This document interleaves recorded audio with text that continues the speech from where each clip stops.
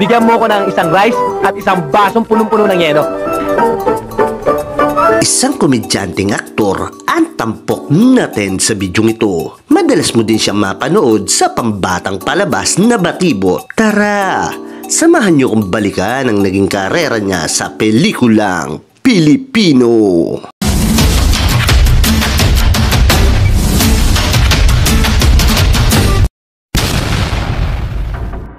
Siya ay si Francis Anthony Arellano o mas kilala natin bilang si Ching Arellano sa harap ng kamera. Ipinanganak noong June 6, 1960 sa lungsod ng Malabon. Bago pa natin siya nakilala ay lumalabas na siya sa mga teatro para magtanghal at umarte noong 1977 habang siya ay nag-aaral sa Universidad ng Pilipinas sa Diliman sa kursong AB Theater Arts. Isa siya sa aktibong miyembro ng UP Repertory Company sa ilalim ng direksyon ng kilalang theater director na si Ben Cervantes. Dahil nga sa galing niya sa pag-arte, ito na din ang naging susi niya para mapasama siya sa 6 O'Clock News na umere mula noong 1987 hanggang 1990 kasama ang mga batikang komedyante gaya nila Rene Requestas, Jaime Fabregas, Cesc Quesada, Manny Castañeda at marami pang iba.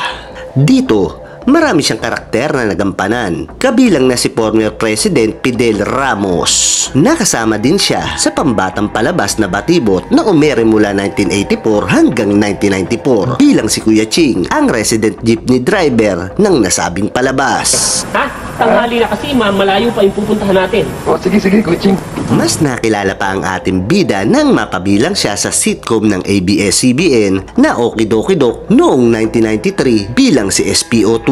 Kung sakaling merong maglalakas loob na magtapang-tapangan at papasusin ka, tawagin mo lang ko, SPO2 Alfredo Rin. Ang kanyang kakaibang estilo sa pag-arte ay talagang tumatak na sa mga Pilipinong manonood nito. Ilan sa mga pelikulang kanyang kinabilangan na talagang naaliw tayo sa kanyang mga pagganap ay ang Estudyante Blues noong 1989, Teacher Enemy No. 1 at Hulihin si Nardon Toothpick noong 1990, Pitong Gamol noong 1991, Alabang Girls noong 1992, Okidokidok the Movie noong 1996, Juan and Ted noong 2000 at marami pang iba.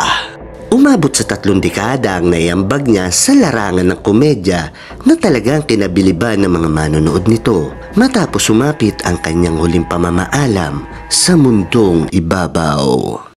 February 12, 2011, nang sumakabilang buhay na ang magaling na komedyanteng si Ching Arellano sa edad na 50 dahil sa sakit sa puso.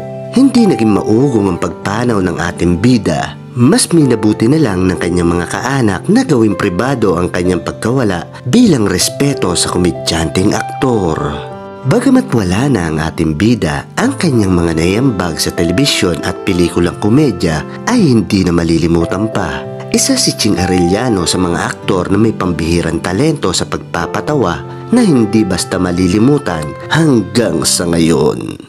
At dito na natin tatapusin ang bidyong ito. Ikaw, anong naging palabas ni Ching Arellano ang talagang humagalpak ka sa katatawa na karakter niya? At meron ka din bang mga alam na linya niya sa pelikula? Pakishare naman sa comment section natin sa ibaba.